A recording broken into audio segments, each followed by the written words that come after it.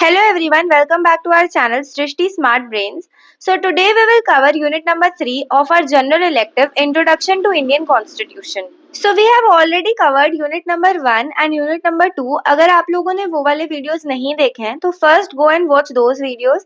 Link is there in the description box. So we will start with unit number 3 fundamental rights. जो एक democratic country के सबसे important pillars होते हैं, ये rights ensure करते हैं कि गवर्नमेंट भी किसी के साथ गलत नहीं कर सकती और सिटीजन्स के फ्रीडम्स और डिग्निटी को प्रोटेक्ट करना उनका ड्यूटी है। सबसे पहले हम लोग जान लेते हैं कि फंडामेंटल राइट्स हम कह किसको रहे हैं, ये होते क्या है। आई नो आप लोगों को पता होगा कि फंडामेंटल राइट्स क्या होते हैं, स्टिल अगर किसी को नहीं पता है तो मैं बता देती हूँ। फंडामेंटल राइट्स का मतलब है वो बेसिक राइट्स जो हर सिटीजन को मिलते हैं, जो उनके डिग्निटी, फ्रीडम और इक्वलिटी को इंश्योर करते हैं। हर सिटीजन मतलब कि इंडियन सिटीजन्स को ये प्रोवाइड किए जाते हैं। ये राइट्स कॉन्स्टिट्यूशन के पार्ट 3 में दिए गए हैं और आर्टिकल 12 से 35 तक कवर करते हैं। So from article number 12 to 35 हमारे सारे के सारे फंडामेंटल राइट्स कवर होते हैं। अगर किसी पर्सन के फंडामेंटल राइट्स वायलेट होते हैं तो हम डायरेक्टली सुप्रीम कोर्ट के पास जाकर जस्टिस मांग सकते हैं। फंडामेंटल राइट्स हमारे लिए इतने इम्पोर्टेंट है कि हम लोग डायरेक्टली सुप्रीम कोर्ट के पास जाकर इसका जस्टिस मांग सकते हैं। हम हाई कोर्ट के पास भी जा सकते हैं। ये जुडिशरी की पावर को भी स्ट्रॉन्ग बनाता है ताकि गवर्नमेंट भी किसी के राइट्स को वायलेट ना करे। ओके, और बेसिकली ये फंडामेंटल राइट्स नेगेटिव इन कैरेक्टर होते हैं। नेगेटिव इन कैरेक्टर क्यों? क्योंकि अगर आप लोग फंडामेंटल राइट्स देखोगे तो वहां पे लिखा होगा the state shall not do this, state shall not discriminate against these, state shall not do that. So state shall not do मतलब कि नॉट जहां पे वर्ड आ रहा है मतलब ये नेगेटिवली वर्डेड है, ठीक है, तो इसीलिए हम इसको कहते हैं नेगेटिव इन कैरेक्टर। वहीं आप अगर डीपीएसपी देखोगे, directive principles of state policy को देखोगे तो वहां पे लिखा होगा the state shall do this, state shall do that, तो वो पॉजिटिवली वर्डेड होते हैं, ठीक है। तो इसीलिए उनको हम पॉजिटिव इन कैरेक्टर बोलते हैं और फंडामेंटल राइट्स को नेगेटिव इन कैरेक्टर बोलते हैं। हमारे फंडामेंटल राइट्स जैसे कि मैंने आपको बताया कि आर्टिकल नंबर 12 से स्टार्ट होते हैं। सो बेसिकली आर्टिकल नंबर 12 में हमें स्टेट की डेफिनेशन दी गई है कि जब हर एक आर्टिकल के अंदर आ रहा है कि state shall not do that, state shall not do this, तो ये स्टेट है कौन, ये हमें फर्स्ट आर्टिकल में बताया गया है कि हम स्टेट बोल किसको रहे हैं एक्चुअली, ठीक है। और आर्टिकल नंबर 13 में ये बताया गया है कि अगर कोई लॉ फंडामेंटल राइट्स को वायलेट करता है तो क्या होगा। सो बेसिकली हमारे पास 6 फंडामेंटल राइट्स गिवन है फ्रॉम आर्टिकल नंबर 14 टू 35। तो first is right to equality from 14 to 18, then right to freedom article number 19 to 22, then right against exploitation 23-24, right to freedom of religion 25 to 28, cultural and educational rights 29 to 30, and lastly we have right to constitutional remedies 32 to 35. This last article is very important. अगर ये वाला article नहीं होता है तो ऊपर वाले articles का कोई मतलब नहीं है। मैं बताऊंगी कि ये क्यों इम्पोर्टेंट है जब हम लोग इसको लास्ट में डिस्कस करेंगे। ओके, सबसे पहले हम लोग आर्टिकल नंबर 12 से स्टार्ट करते हैं जिसमें मैंने आपको बताया कि स्टेट की डेफिनेशन दी गई है। तो अब हम लोग देखते हैं कि हर एक आर्टिकल में जो लिखा हुआ है state shall not do this, state shall not do that, तो ये स्टेट बेसिकली है कौन। स्टेट में कौन कौन आता है? फर्स्ट है सेंट्रल एंड स्टेट गवर्नमेंट, जैसे इंडियन गवर्नमेंट, राजस्थान गवर्नमेंट, ठीक है। Second is local authorities, municipal corporation, panchayat. Third is government control bodies, LIC, ONGC, SAIL. Fourth is parliament and state legislatures जो लॉज बनाते हैं।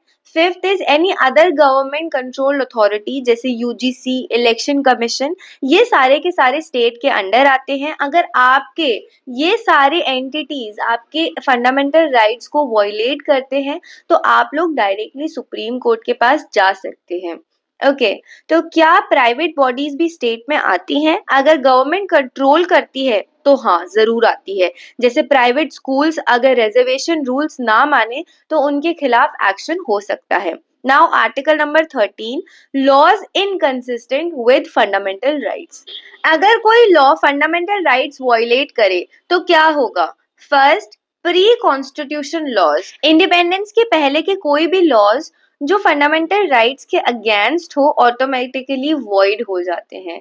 सेकेंड, पोस्ट कॉन्स्टिट्यूशनल लॉज, जो constitution implement होने के बाद बने हैं। न्यू लॉज भी अगर फंडामेंटल राइट्स को वायलेट करें तो कोर्ट्स उससे अनकॉन्स्टिट्यूशनल डिक्लेयर कर सकता है।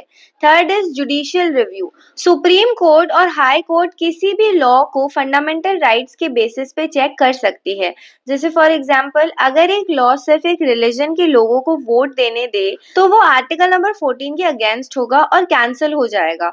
अगर एक रूल बिना रीजन स्पीच रिस्ट्रिक्ट करे तो आर्टिकल 19 के अगेंस्ट होगा और उसको डिलीट कर दिया जाएगा। तो बेसिकली अगर कोई भी लॉ आता है जो फंडामेंटल राइट्स को वायलेट कर रहा है तो वो नल और वॉइड डिक्लेयर्ड हो जाएगा, ठीक है, वो एग्जिस्टेंस में नहीं रह सकता। अब हम लोग स्टार्ट करते हैं हमारे फंडामेंटल राइट से, जो आर्टिकल नंबर 14 से स्टार्ट होते हैं। From our first fundamental right which is right to equality, which is from article number 14 to 18. So हम लोग आर्टिकल नंबर 14 को डिस्कस करते हैं सबसे पहले। Article number 14 is equality before law and equal protection of laws.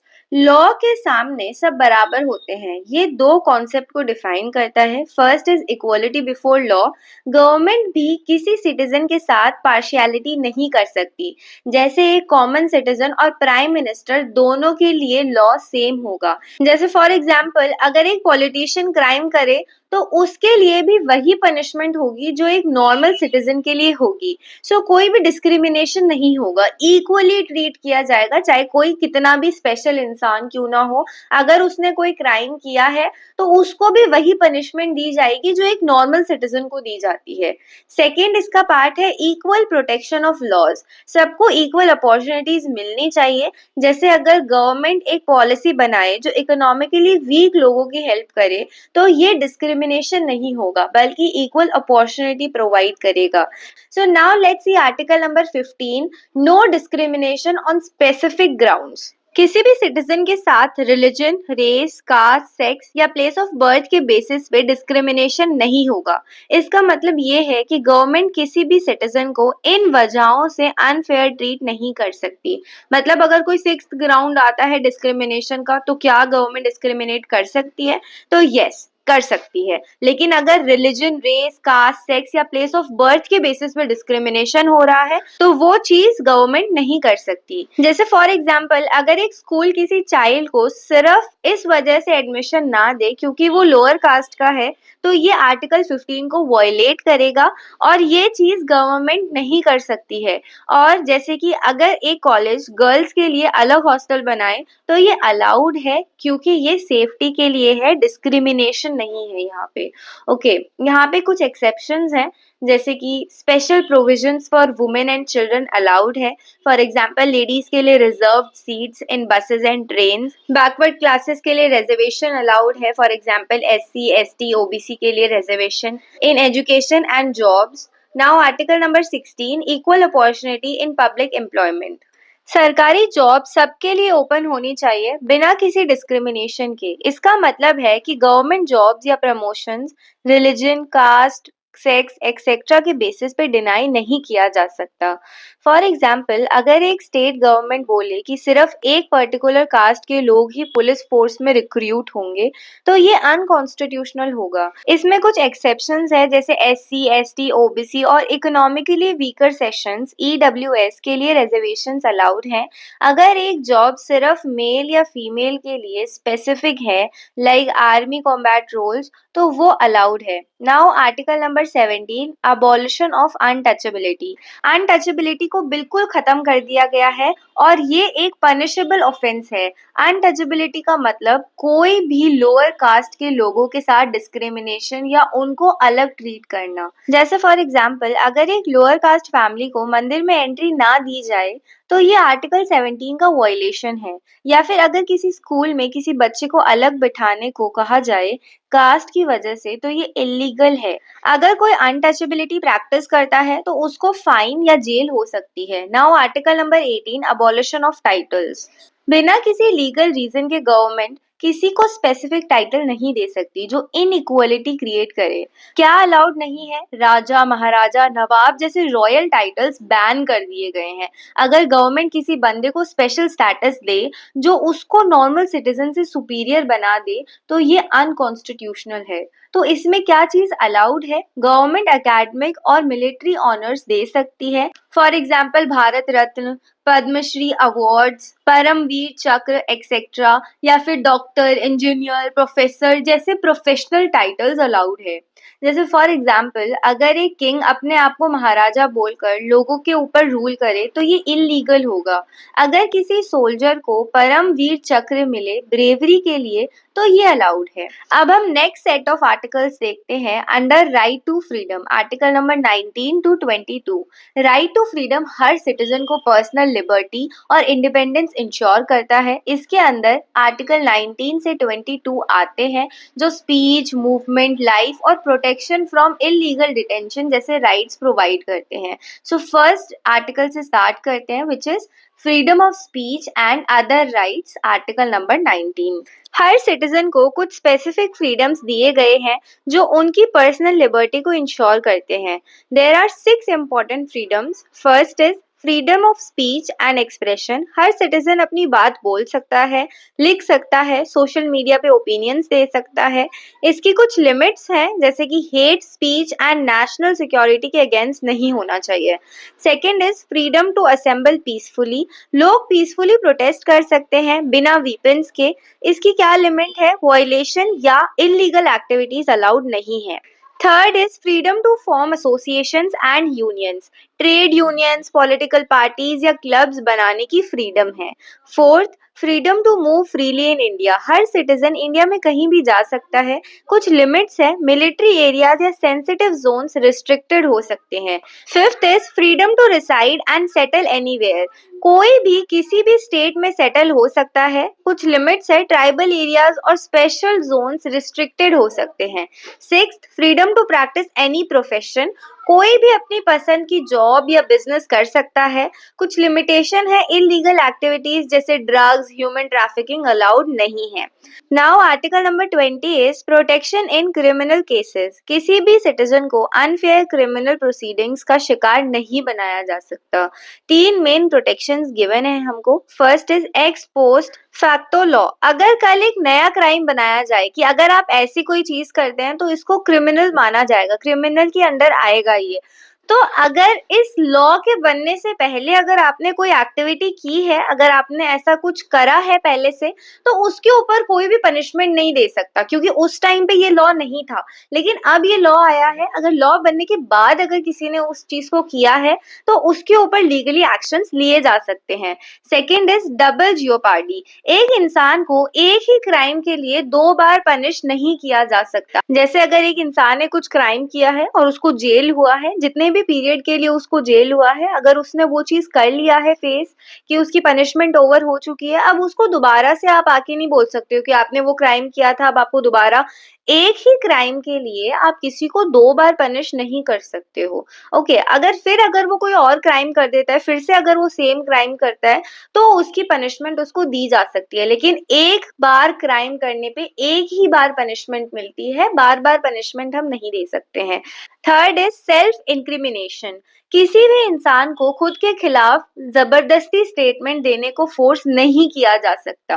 Now article number 21 right to life and personal liberty. किसी भी citizen का लाइफ और लिबर्टी बिना प्रॉपर लीगल प्रोसीजर के नहीं लिया जा सकता। इसका मतलब right to live with dignity. हर सिटीजन को रिस्पेक्ट और डिसेंट लाइफ जीने का अधिकार है। Second is right to privacy. कोई भी पर्सनल लाइफ में बिना रीजन इंटरफेयर नहीं कर सकता। Third, right to a pollution free environment. Government clean air और वाटर इंश्योर करेगी। So basically for example police बिना वारंट किसी को अरेस्ट नहीं कर सकती। कोई भी आदमी अपनी पसंद से शादी कर सकता है, चाहे किसी भी कास्ट रिलीजन का हो। गवर्नमेंट इलीगल कंस्ट्रक्शन को हटा सकती है पर बिना नोटिस दिए किसी का घर तोड़ना गलत होगा। Now article number 21A right to education. 6 year से 14 ईयर्स तक के बच्चे को फ्री और कंपलसरी एजुकेशन मिलनी चाहिए। जैसे फॉर एग्जाम्पल गवर्नमेंट ने सर्व शिक्षा अभियान अभियान और mid day meal scheme start किया ताकि सबको स्कूल जाना कंपलसरी हो सके। Now article number 22 protection against illegal detention, मतलब किसी भी सिटीजन को बिना रीजन जेल में नहीं डाला जा सकता और उसको उसके राइट्स मिलेंगे। मतलब ऐसा नहीं है कि पुलिस वाले आएंगे और किसी को भी उठा के ले जाएंगे और जेल में बंद कर देंगे, ये चीज अलाउड नहीं है। और ये जो आर्टिकल है ना, ये इलीगल डिटेंशन सिर्फ और सिर्फ गवर्नमेंट अथॉरिटी के थ्रू नहीं, सिर्फ और सिर्फ पुलिस के थ्रू नहीं, बल्कि अगर कोई नॉर्मल सिटीजन भी आपको इलीगली डिटेन करके रखता है, बंद करके रखता है कहीं पे भी। जैसे मैं आपको एक एग्जांपल देती हूँ, एक लड़की है जो लव मैरिज करना चाहती है, ठीक है, और उसके जो फादर हैं वो उस चीज के अगेंस्ट हैं। और जब वो मैरिज के लिए जाना चाहती है, वो चाहती है कि वो शादी कर ले, तो उसके फादर जो है उसको बंद करके एक रूम में कहीं पे उसको बंद कर देते हैं, ठीक है, और किसी को भी पता नहीं होता है कि वो कहाँ पे है और क्या है। तो यहाँ पे जो वो लड़का है, ठीक है, वो उस लड़की के फादर के अगेंस्ट केस फाइल कर सकता है under article number 22 protection against illegal detention. इसके अंदर बेसिकली केस जो फाइल होता है वो दूसरा इंसान ही कर सकता है, ठीक है। कोई और, अगर कोई और आर्टिकल आप देखोगे तो उसमें आपको खुद से जाके केस फाइल करना होता है, बट इसके अंदर अगर कोई और इंसान आपके बिहाफ पे केस फाइल करता है तो वो चीज अलाउड है, क्योंकि ऑब्वियसली जो इंसान इलीगली डिटेन है वो तो खुद से जाकर के केस फाइल कर ही नहीं सकता ना, तो मतलब कभी केस फाइल होगा ही नहीं अगर इस तरीके से होगा तो इसीलिए ये वाले जो केसेस होते हैं वो कोई और इंसान किसी के बिहाफ पे केस फाइल करता है। सो बेसिकली नॉर्मल केसेस में क्या होता है, अरेस्ट होने के बाद तुरंत रीजन बताना होता है, पुलिस को बताना होगा कि आप क्यों उसको अरेस्ट कर रहे हो।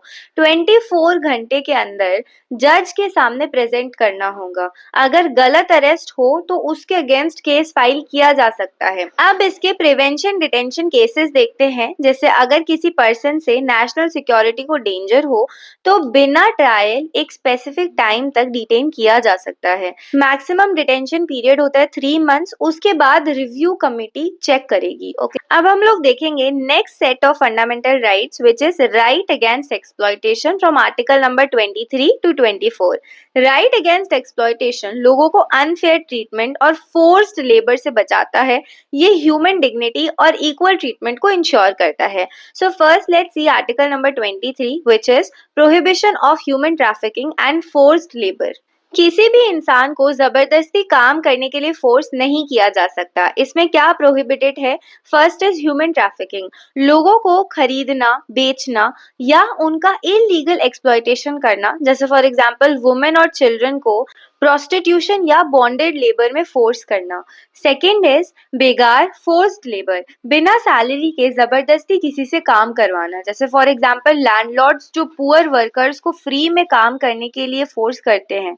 Third is slavery and bonded labour, अगर कोई डेट रीपे करने के लिए किसी के अंडर काम करने को मजबूर है तो ये इलीगल है। सो ये सारी की सारी इलीगल एक्टिविटीज हैं। जैसे कि फॉर एग्जांपल अगर कोई रिच पर्सन एक पुअर वर्कर को फ्री में काम करने के लिए फोर्स करे तो ये आर्टिकल 23 का वायलेशन है। या फिर अगर एक कंस्ट्रक्शन साइट पे मजदूरों को जबरदस्ती बिना पेमेंट के काम कराया जाए तो वो इलीगल है। There are some exceptions under this article. First is military service और गवर्नमेंट ड्यूटी, जैसे आर्मी, पुलिस और इमरजेंसी सर्विसेज के लिए गवर्नमेंट लोगों को रिक्रूट कर सकती है। Second is community services, court order के थ्रू सोशल वर्क या पब्लिक ड्यूटी असाइन किया जा सकता है पर बिना एक्सप्लॉयटेशन के। सो बेसिकली अगर गवर्नमेंट किसी इमरजेंसी में पब्लिक ड्यूटी असाइन करे जैसे फ्लड रिलीफ वर्क तो ये अलाउड है। Now article number 24 prohibition of child labour in factories, 14 साल के कम उम्र के बच्चों से डेंजरस इंडस्ट्रीज में काम नहीं करवाया जा सकता। ये चीज कहाँ पे अलाउड नहीं है? फैक्ट्रीज, माइंस और hazardous jobs, fire workers, factories, glass industries, chemical plants में चाइल्ड लेबर स्ट्रिक्टली बैंड है। कंस्ट्रक्शन साइट्स, डोमेस्टिक सर्वेंट्स, बच्चों को फिजिकली डेंजरस काम नहीं करवाया जा सकता। अब कहाँ पे अलाउड है? फैमिली बिजनेस या एंटरटेनमेंट इंडस्ट्रीज, बच्चे अपनी फैमिली के साथ एग्रीकल्चर, क्राफ्ट या बॉलीवुड टीवी इंडस्ट्रीज में काम कर सकते हैं पर स्कूल एजुकेशन इम्पैक्ट नहीं होनी चाहिए। स्पोर्ट्स एंड आर्टिस्टिक फील्ड्स, बच्चों को स्पोर्ट्स या क्रिएटिव फील्ड्स में अलाउड किया गया है पर प्रॉपर सेफ्टी और एजुकेशन के साथ। अब हम लोग देखते हैं right to freedom of religion from article number 25 to 28। Right to freedom of religion लोगों को अपने रिलीजन को फॉलो करने की पूरी आज़ादी देता है। ये आर्टिकल्स इंडिविजुअल की रिलीजियस फ्रीडम्स को प्रोटेक्ट करते हैं ताकि कोई भी अपने रिलीजन को फॉलो करे बिना किसी रिस्ट्रिक्शन के। So now article number 25, freedom of conscious and free profession, practice and propagation of religion. Her citizen को अपने रिलीजन को फॉलो करने, प्रैक्टिस करने और दूसरों को अपने रिलीजन बताने का राइट है। इसके क्या की पॉइंट्स है? First is freedom of conscious. हर इंसान अपनी फेथ डिसाइड करने में फ्री है। अगर किसी को अपने रिलीजन में कोई चेंजेस करने हो तो वो फ्रीली कर सकता है। Second, freedom to practise religion. अपने रिलीजन के रिचुअल्स, प्रेयर्स और ट्रेडिशन को फॉलो करना अलाउड है। Third, freedom to propagate religion. किसी भी रिलीजन को दूसरों तक पहुंचाना या प्रीच करना अलाउड है। Some exceptions are there. Public order, morality, health. अगर कोई प्रैक्टिस पब्लिक ऑर्डर को डिस्टर्ब करती है या हेल्थ और सेफ्टी के लिए हार्मफुल है तो उसको रिस्ट्रिक्ट किया जा सकता है। Second is social reform. Certain practices like sati और अनटचेबिलिटी को बैन कर दिया गया है जो रिलीजन के नाम पे सोसाइटी को हर्ट करते हैं। सो बेसिकली अगर एक हिंदू अपने घर में पूजा कर रहा है तो गवर्नमेंट उसको रोक नहीं सकती। सेकेंड, अगर कोई क्रिश्चियन अपना फेथ दूसरों को बताता है तो वो अपना रिलीजन फ्रीली प्रीच कर सकता है जब तक वो वायलेंस या फोर्स यूज नहीं करता। Now article number 26, freedom to manage religious affairs. Religious groups को अपने इंटरनल अफेयर्स को मैनेज करने का राइट है। की points, first is religious institutions की फ्रीडम। रिलीजियस ग्रुप्स को अपने टेम्पल्स, चर्चेस, मॉस्क, गुरुद्वारास को मैनेज करने का राइट है। Second, establish and maintain religious institutions. Religious organisations को अपनी प्लेसेस ऑफ वर्शिप बनाने का राइट है। Third, freedom of administration. Religious leaders अपने फॉलोअर्स के लिए डिसीजंस ले सकते हैं जैसे डोनेशन कलेक्शन, रिचुअल्स एक्सेट्रा। कुछ एक्सेप्शंस हैं जैसे गवर्नमेंट रेगुलेशंस। गवर्नमेंट को रेगुलेट करने का पावर है अगर कोई रिलीजियस इंस्टीट्यूशन पब्लिक वेलफेयर को अफेक्ट कर रहा हो। बेसिकली एक टेम्पल को अपना मैनेजमेंट सेट करने का राइट है जैसे प्रीस्ट को अपॉइंट करना और डोनेशंस कलेक्ट करना। या फिर अगर एक रिलीजियस ग्रुप अपने इंस्टीट्यूशन में इलीगल एक्टिविटीज कर रहा हो तो गवर्नमेंट उनको रेगुलेट कर सकती है। Now article number 27, freedom from taxation for promotion of religion.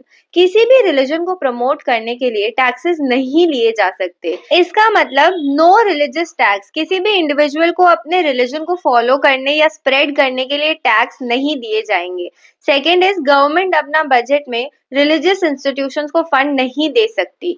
Now for example, अगर कोई इंडिविजुअल अपने रिलीजियस रिचुअल्स के लिए फंड्स इकट्ठा करता है तो गवर्नमेंट उससे टैक्स नहीं लगा सकती, उससे टैक्सेस नहीं ले सकती। अगर कोई टेम्पल अपने डोनेशन से फंड हो रहा है तो गवर्नमेंट उसे टैक्स नहीं ले सकती। Now article number 28, freedom from religious instructions in certain educational institutions.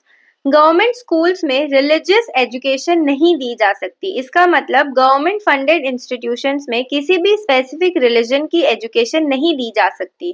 Private institutions अपने रिलीजियस बिलीव्स के अकॉर्डिंग एजुकेशन दे सकते हैं पर गवर्नमेंट को रिलीजियस टीचिंग्स प्रमोट करने का राइट नहीं है। जैसे फॉर एग्जाम्पल, अगर एक गवर्नमेंट स्कूल में स्टूडेंट्स को हिंदुइज्म, इस्लाम या क्रिश्चियनिटी की एजुकेशन दी जा रही है तो ये इलीगल है। प्राइवेट स्कूल्स अपने रिलीजियस बिलीव्स के अकॉर्डिंग टीचिंग्स दे सकते हैं जैसे कैथोलिक स्कूल में क्रिश्चियनिटी की एजुकेशन देना अलाउड है। Now let's C next set of fundamental rights which is cultural and educational rights from article number 29 to 30. Cultural and educational rights लोगों के cultural identity और educational needs को protect करते हैं। ये rights ensure करते हैं कि लोग अपनी cultural practices को preserve कर सके और education को access मिल सके। So basically let's start with article number 29, protection of interest of minorities. Her community को अपनी कल्चरल आइडेंटिटी को प्रोटेक्ट करने का राइट है। की points, first is cultural rights of minorities. कोई भी कम्युनिटी अपनी कल्चरल, लिंग्विस्टिक और रिलीजियस आइडेंटिटीज को प्रिजर्व कर सकती है। Second is educational rights. कोई भी कम्युनिटी अपने मेंबर्स के लिए एजुकेशनल इंस्टीट्यूशंस बनाने का राइट रखती है। Third, no discrimination. गवर्नमेंट या किसी भी इंस्टीट्यूशन को किसी भी कम्युनिटी के अगेंस्ट डिस्क्रिमिनेशन नहीं करने का राइट है। फॉर एग्जाम्पल, अगर एक लिंग्विस्टिक माइनॉरिटी कम्युनिटी है तो उसको अपनी लैंग्वेज में एजुकेशन देने का राइट है। एक स्पेसिफिक रिलीजियस कम्युनिटी को अपने रिलीजियस टीचिंग्स के लिए स्कूल्स बनाने का राइट है, जैसे gurukuls. Now article number 30, right of minorities to establish and administer educational institutions. Minority communities को अपने एजुकेशनल इंस्टीट्यूशंस बनाने और उनको मैनेज करने का राइट है। So what are the key points? First is educational institutions establishment. किसी भी माइनॉरिटी कम्युनिटी को अपने रिलीजियस और कल्चरल प्रैक्टिसेस को प्रमोट करने के लिए एजुकेशनल इंस्टीट्यूशंस बनाने का राइट है। Second, management of institutions. Community को अपने एजुकेशनल इंस्टीट्यूशंस को मैनेज करने का राइट है, चाहे वो स्कूल हो, कॉलेज हो या फिर यूनिवर्सिटी हो। Third is government intervention. Government only intervene कर सकती है अगर कोई इंस्टीट्यूशन इलीगल एक्टिविटीज में इन्वॉल्व हो। जैसे फॉर एग्जाम्पल, अगर एक मुस्लिम कम्युनिटी अपने रिलीजन को प्रमोट करने के लिए मद्रास बनाती है तो वो अपने इंस्टीट्यूशन को मैनेज करने का राइट रखती है। अगर एक क्रिश्चियन कम्युनिटी अपने कल्चर को प्रमोट करने के लिए स्कूल बनाती है तो वो फ्रीली अपने स्कूल को रन कर सकते हैं। ओके, सो अब हम लोग स्टार्ट करते हैं article number 32 to 35, which is right to constitutional remedies. So अब आप लोग सोचोगे कि आर्टिकल नंबर 31 कहाँ गया, तो वो बेसिकली राइट टू प्रॉपर्टी था जिसको डिलीट कर दिया गया है। Okay, so basically right to constitutional remedies citizens को अपने फंडामेंटल राइट्स के वायलेशन के अगेंस्ट लीगल एक्शंस लेने का राइट देता है। मैंने आपको स्टार्टिंग में बोला था कि मैं बताऊंगी कि ये इतना इम्पोर्टेंट क्यों है, मतलब कि ये जो लास्ट वाले हमारे राइट टू कॉन्स्टिट्यूशनल रेमेडीज है ये बहुत ज्यादा इंपॉर्टेंट होते हैं, क्योंकि अगर आपका कोई भी फंडामेंटल राइट जो है वॉयलेट हो रहा है तो आपको एक राइट मिलता है कि आप उसके अगेंस्ट एक्शन ले सकते हो। ये भी आपका एक राइट है कि अगर आपका कोई भी फंडामेंटल राइट वॉयलेट हो रहा है तो आप उसके अगेंस्ट एक्शन ले सकते हो। जैसे अगर ये राइट मिलता ही नहीं एक्शन लेने का, तो सारे के सारे जो ऊपर के फंडामेंटल राइट्स हमने डिस्कस करे हैं उसका क्या फायदा है? अगर वो वॉयलेट कोई कर रहा है और हमारे पास राइट ही नहीं है कि हम जाके लीगली एक्शन ले सकते हैं उसके अगेंस्ट, तो क्या ही फायदा है, राइट? इसका मतलब है कि अगर किसी के फंडामेंटल राइट्स वॉयलेट होते हैं तो वो डायरेक्टली सुप्रीम कोर्ट या हाई कोर्ट में जाकर उनको इन्फोर्स करवा सकता है। So now let's see article number 32, right to move to supreme court for enforcement of rights. अगर किसी के फंडामेंटल राइट्स वॉयलेट होते हैं तो वो सुप्रीम कोर्ट में जाके उन्हें इन्फोर्स करवा सकता है। इसके कुछ की पॉइंट्स है। First is direct access to supreme court. अगर किसी का फंडामेंटल राइट वॉयलेट होता है तो वो डायरेक्टली सुप्रीम कोर्ट में पिटिशन फाइल कर सकता है। Second, power of supreme court. Supreme court को किसी भी फंडामेंटल राइट के वॉयलेशन को रिजॉल्व करने का पावर दिया गया है। Third is writs. Supreme court के पास 5 टाइप्स ऑफ रिट्स मतलब ऑर्डर्स देने का पावर है। रिट्स का मतलब होता है ऑर्डर्स देना। Okay, so the first type is habeas corpus. अगर किसी को इलीगल अरेस्ट किया गया है तो उसको जल्दी रिलीज करने का ऑर्डर देना। Second is mandamus. अगर गवर्नमेंट या पब्लिक अथॉरिटी अपना ड्यूटी नहीं कर रही है तो कोर्ट उसे करने का ऑर्डर दे सकता है। Third is prohibition. अगर किसी लोअर कोर्ट का डिसीजन गलत हो रहा है तो सुप्रीम कोर्ट उसे रोक सकता है। Fourth is tertiary. अगर किसी केस में लोअर कोर्ट का डिसीजन इलीगल हो तो सुप्रीम कोर्ट उसे रिव्यू करने का ऑर्डर दे सकता है। एंड द लास्ट इज को वारंटो। तो बेसिकली इसके अंदर क्या आता है, अगर गवर्नमेंट ने किसी इंसान का फंडामेंटल राइट वॉयलेट किया हो तो वो सुप्रीम कोर्ट में जाकर उनके राइट्स को रिस्टोर करवा सकता है। अगर पुलिस ने किसी को इलीगल अरेस्ट किया हो तो वो हेबियस कॉर्पस रिट के थ्रू उसके रिलीज का ऑर्डर दे सकता है। जैसे मैंने अभी आपको थोड़ी देर पहले एक एग्जांपल दिया था फादर और डॉटर का, कि अगर कोई इलीगली किसी को डिटेन करके रखता है तो उसके अगेंस्ट क्या होता है ना, बेसिकली आप हेबियस कॉर्पस का यूज कर सकते हो और जो है उसको छुड़वा सकते हो। Okay, now article number 33, power of parliament to modify rights in their application to forces etc. Parliament को ये पावर दी गई है कि वो फंडामेंटल राइट्स को मॉडिफाई कर सकती है जब उनका application armed forces, police etcetera पे हो। सो बेसिकली इसके अंडर मिलिट्री या आर्म्ड फोर्सेस को कुछ स्पेशल रूल्स के अंडर काम करने का परमिशन दिया जा सकता है, या फिर पुलिस और पैरामिलिट्री फोर्सेस को भी पब्लिक ऑर्डर को मेंटेन करते हुए कुछ राइट्स को मॉडिफाई करने की परमिशन मिल सकती है। ओके, सो बेसिकली अगर कोई सोल्जर अपने ड्यूटी के दौरान फंडामेंटल राइट्स को फॉलो करते हुए अपनी ड्यूटी कंप्लीट करता है तो उसको थोड़ा मॉडिफाई किया जा सकता है, जैसे right to movement. Okay, now article number 34, restriction on rights while martial law is in force. अगर मार्शल लॉ लगाया गया हो तो कुछ फंडामेंटल राइट्स टेम्पररीली रिस्ट्रिक्टेड हो सकते हैं। ठीक है, तो बेसिकली क्या होता है इसमें, अगर इमरजेंसी कंडीशंस हो और लॉ और order situation out of control हो तो गवर्नमेंट मार्शल लॉ लगा सकती है। मार्शल लॉ के टाइम पे कुछ राइट्स को टेम्परेरली सस्पेंड किया जा सकता है, जैसे freedom of movement, assembly etcetera. जैसे अगर कोई मेजर नेचुरल डिजास्टर या सिविल अनरेस्ट हो तो गवर्नमेंट मार्शल लॉ लगा सकती है और कुछ राइट्स को टेम्परेरली सस्पेंड कर सकती है, जैसे right to move freely. Now article number 35, power of parliament to make laws. Parliament को ये पावर दी गई है कि वो फंडामेंटल राइट्स को इम्प्लीमेंट करने के लिए लॉज बनाए। तो बेसिकली इसमें क्या क्या चीजें आती है, implementation of fundamental rights. Parliament को अथॉरिटी है कि वो लॉज बनाए जो फंडामेंटल राइट्स को इम्प्लीमेंट करने में हेल्प करे। दूसरा, अगर फंडामेंटल राइट्स के किसी एस्पेक्ट को कवर करने के लिए नए लॉज की जरूरत हो तो पार्लियामेंट वो भी बना सकती है। जैसे अगर पार्लियामेंट को लगता है कि किसी स्पेसिफिक इशू पर लॉ बनाने की जरूरत है, जैसे एंटी डिस्क्रिमिनेशन लॉज, तो वो फंडामेंटल राइट्स को इन्फोर्स करते हुए नए लॉज बना सकती है। सो हमने बेसिकली सारे के सारे फंडामेंटल राइट्स को कवर कर लिया है। So now conclusion. Fundamental rights Indian constitution का एक इम्पॉर्टेंट फीचर है जो हर सिटीजन को बेसिक फ्रीडम्स और प्रोटेक्शंस प्रोवाइड करते हैं। इन राइट्स को पार्ट 3 में डिटेल से डिस्क्राइब किया गया है, जो आर्टिकल 12 से लेकर 35 तक जाते हैं। इन राइट्स का मोटिव है लोगों की डिग्निटी और फ्रीडम को प्रोटेक्ट करना और गवर्नमेंट की पावर्स को लिमिट करना, ताकि सिटीजन्स के राइट्स कभी वॉयलेट ना हो सके। सो आर्टिकल नंबर 12 से हमें स्टेट की डेफिनेशन समझी, जो बताता है कि कौन कौन सी अथॉरिटीज और बॉडीज स्टेट के अंडर आती हैं। ये गारंटी करता है कि फंडामेंटल राइट्स को गवर्नमेंट के अगेंस्ट भी चैलेंज किया जा सकता है। सेकेंड, हमने देखा आर्टिकल नंबर 14 टू 18 में राइट टू इक्वलिटी का प्रोविजन है। ये इंश्योर करता है कि सब लोग लॉ के सामने इक्वल है और किसी भी बेसिस पे डिस्क्रिमिनेशन नहीं किया जा सकता। ये फंडामेंटल राइट्स को डिस्क्रिमिनेशन फ्री एनवायरनमेंट प्रोवाइड करता है। फिर हमने आर्टिकल नंबर 19 टू 22 में राइट टू फ्रीडम की बात की, जो लोगों को स्पीच, मूवमेंट, प्रोफेशन और पर्सनल लिबर्टी के फ्रीडम देता है। साथ ही इलीगल डिटेंशन और अनफेयर अरेस्ट से प्रोटेक्शन भी प्रोवाइड करता है। फिर हमने आर्टिकल नंबर 23 और 25 को डिस्कस किया।